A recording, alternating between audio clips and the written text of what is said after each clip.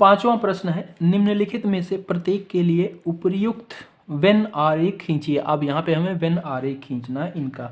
ये दिया गया है ए यूनियन यानी कि सम्मिलन बी का पूरक, तो ये क्या हो जाएगा, सार्वत्रिक समुच्चय में से ए यूनियन यानी कि ए सम्मिलन बी को घटाने का, ये हमारा बनेगा। तो अब सबसे पहले हम बनाएंगे क्या, यू बनाएंगे, ठीक है, यानी कि ये हो जाएगा आपका, ठीक है। और ए और बी का यूनियन यानी कि सम्मिलन का मैंने बताया था कैसा ग्राफ होता है। वो ए और बी अगर दोनों में कोई उभयनिष्ठ होगा तो दोनों एक दूसरे के ऊपर ओवरलैप करेंगे और नहीं तो वैसे ही रहेंगे। तो मैं यहाँ पे बना देता हूँ, ये हो गया आपका ए, मैं ओवरलैप नहीं करता, यूनियन है ऐसे बना देते हैं। ये है ए, ये है बी, यूनियन है यानी कि इन दोनों को मिलाने से जो क्षेत्र बन रहा है, ठीक है। और ये पूरा प्रदर्शित कर रहा है यू को।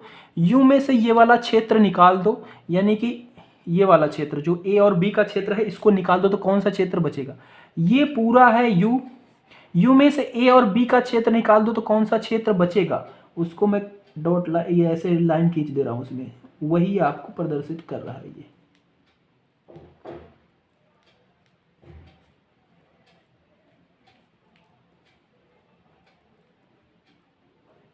समझ रहे हो कौन सा क्षेत्र बच रहा है, जो लाइन मैंने खींची ये क्षेत्र बचेगा और यही इसको प्रदर्शित कर रहा है, ठीक है। यहां पे है ए का पूरक यूनियन बी का पूरक, ठीक है, इसको समझना। ए का पूरक यूनियन बी का पूरक होता है, तो हमने इसको भी सत्यापित किया, एक नियम भी क्या सत्यापित करके आया कि ये क्या होता है, ए इंटरसेक्शन बी का पूरक होता है। अभी सत्यापित किया कि ये इसके बराबर होता है। ये डिमॉर्गन लॉ जो हमने नियम पहले बताए थे, मैंने बोला रटो मत, वो भी यही कहता था और अभी हमने इसको सत्यापित भी कर लिया, यानी कि इस चीज़ को मैं ये भी लिख सकता हूँ। तो अब मैं इसका डायरेक्ट बना दूंगा लेख बस, इसका और इसका थोड़ा बना दो तो अभी कम्प्लेक्स हो जाता बहुत समझाने में आपको, बट हमने इस पर सत्यापित कर लिया है तो आसान ही है। A intersection B, A intersection B कौन सा क्षेत्र प्रदर्शित करता था, आपको अच्छे से याद होगा। ये इंटरसेक्शन बनाएंगे यानी कि जो ए और बी के बीच में दोनों ओवरलैप करते थे ये वाला क्षेत्र होता था ए इंटरसेक्शन बी, ये है क्षेत्र ए इंटरसेक्शन बी, ठीक है। इसका पूरक निकालना है, ये क्या हो जाएगा U minus A intersection B. तो यू में से ये वाला क्षेत्र सिर्फ निकाल दो तो कौन सा क्षेत्र बचेगा, इस पूरे यू में से सिर्फ ये वाला इंटरसेक्शन वाला क्षेत्र निकाल दो तो कौन सा क्षेत्र बचेगा भाई, ये पूरा क्षेत्र बचेगा।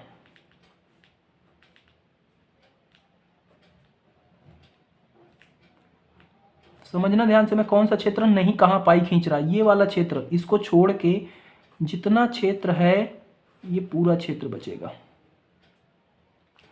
ठीक है। ये पूरा क्षेत्र आपका प्रदर्शित करेगा इसको या ए इंटरसेक्शन बी के पूरक को। इसी तरीके से आपका है ये ए इंटरसेक्शन बी का पूरक, ए इंटरसेक्शन बी का पूरक, तो ये आपका बन जाएगा, ये हमने बनाया यू। इंटरसेक्शन कैसे बनाते हैं, ये बनाया ए, ये बनाया बी, इंटरसेक्शन वाला पोर्शन ये होता है, इसके बारे में हम पहले ही बता चुके हैं, इंटरसेक्शन वाला पोर्शन ये होता है। और इसका नियम क्या हो जाएगा, U minus A intersection B. तो पूरे यू में से इतना क्षेत्र काट के निकाल दोगे तो कौन सा क्षेत्र बचेगा, वो क्षेत्र आपका बचेगा ये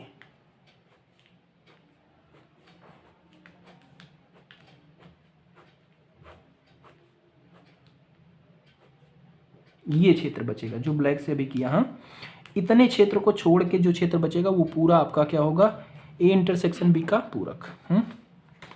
लास्ट वाले में आओ, लास्ट वाले में दिया गया ए यूनियन बी का पूरक। ये मैंने गलत उतार लिया है क्या, ये वाला देखो, ये वाला तो सेम ही हो गया, ये और ये तो सेम ही हो गया। एक मिनट में देखता हूँ,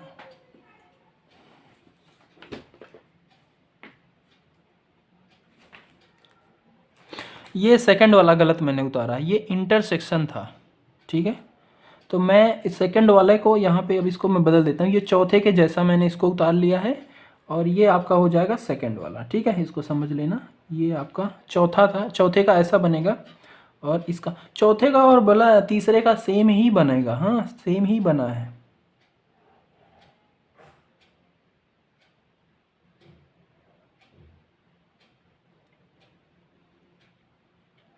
ये चौथा वाला मैंने उतार लिया था, तो चौथे का इस तरीके से बनेगा। और अब ये सेकंड वाला करते हैं। सेकंड वाला क्या है आपका? सेकंड वाला है आपका ए, पांचवा है ना, ए इंटरसेक्शन बी। ठीक है, और इसका अभी हमने सत्यापन करा कि ये ए डॉट इंटरसेक्शन बी हो, तब इसका क्या होता है?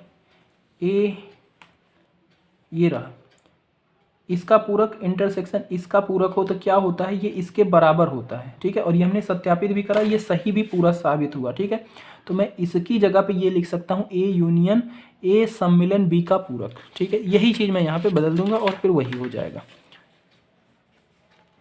तो ये हो जाएगा ए सम्मिलन बी का पूरक।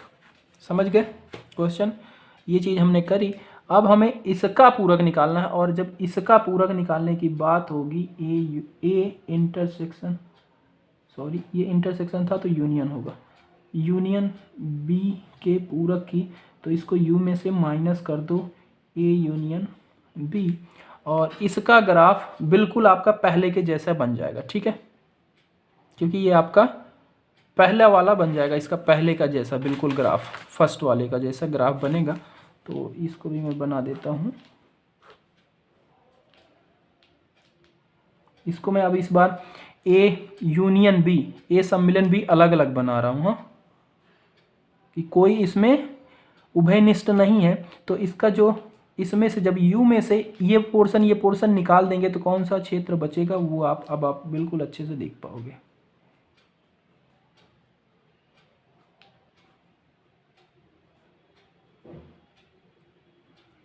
समझ गए? ये ए है, ये बी है, कौन सा क्षेत्र बचेगा जिसमें मैंने पेन चलाया वो क्षेत्र प्रदर्शित कर रहा है इसको।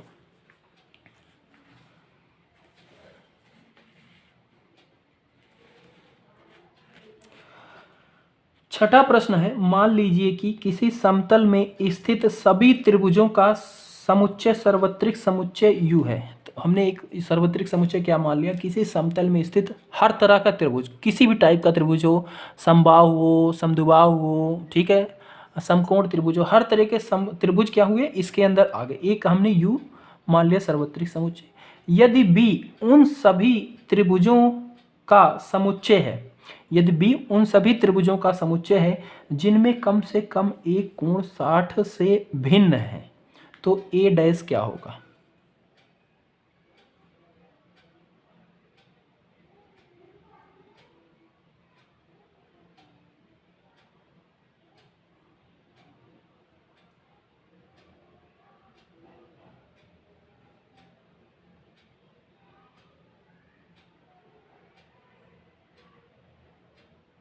देखो इसमें इसने बहुत ही मतलब पूछा वैसे है। देखो ये कह रहा है कि यहाँ तक मान लीजिए कि किसी समतल में स्थित सभी त्रिभुजों का समुच्चय सार्वत्रिक समुच्चय U है, कि एक समतल में स्थित है, उसमें U हमने बना लिया एक समुच्चय जिसके अंदर हर तरह के त्रिभुज आते हैं। ठीक है, ये हो गया यूनिवर्सल सेट।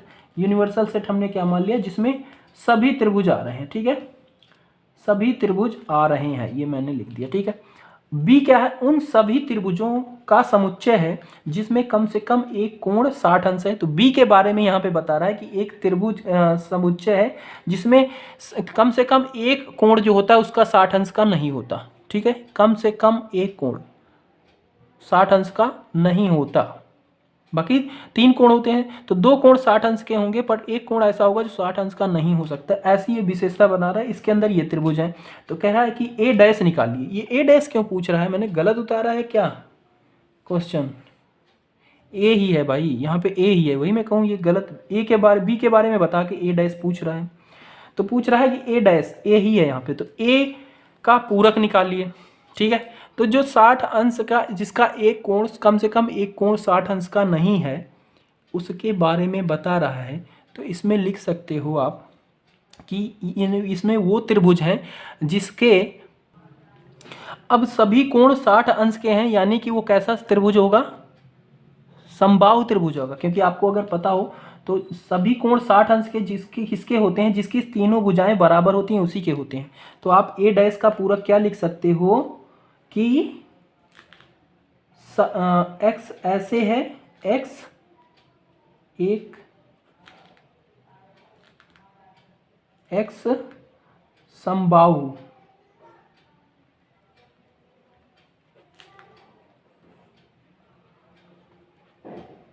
समबाहु त्रिभुज है। एक्स सभी समबाहु त्रिभुज है, क्योंकि सभी जितने भी होंगे पूरक में से, सार्वत्रिक समुच्चय में से माइनस करोगे, जितने भी समबाहु त्रिभुज होंगे वो इसके अंदर आ जाएंगे। ठीक है, तो ये थोड़ा सा थ्योरेटिकल है, इसको आप पढ़ोगे समझ में आ ही गया वैसे तो। ठीक है, इसमें कह रहा है, एक बार फिर से सुन लो, एक यूनिवर्सल सार्वत्रिक समुच्चय दिया गया यू, उसमें हर तरह के त्रिभुज की बात, उसमें सारे त्रिभुज हैं। ठीक है, ए की विशेषता बता रहा है, ए उन सभी त्रिभुजों का ऐसा समुच्चय है जिसमें कम से कम एक कोण 60 अंश से भिन्न हो। मतलब उसमें एक कोण ऐसा होगा जो 60 अंश नहीं होगा, बाकी दो कोण 60 अंश हो सकते हैं। ठीक है, बट एक कोण ऐसा होगा कि कोई भी हो सकता है, 60 अंश के ना हो, तीनों हो, बट एक कोण की विशेषता बता रहा है कि 60 अंश नहीं होना चाहिए। तो आप ऐसा बोल दो, जब एक की नहीं है, अब इसका उल्टा क्या होगा कि सारे कोण 60 अंश के होंगे, पूरक का मतलब यही है। तो सारे कोण 60 होंगे, 60 अंश होंगे कि यानी कि उनके सारे कोण 60 होंगे कि यानी कि एक समबाहु त्रिभुज बन जाएगा। तो इसको लिख दो कि एक्स ऐसे है कि एक्स सभी समबाहु त्रिभुज हैं, बस बात खत्म। यही आपका बन जाएगा इसका हल।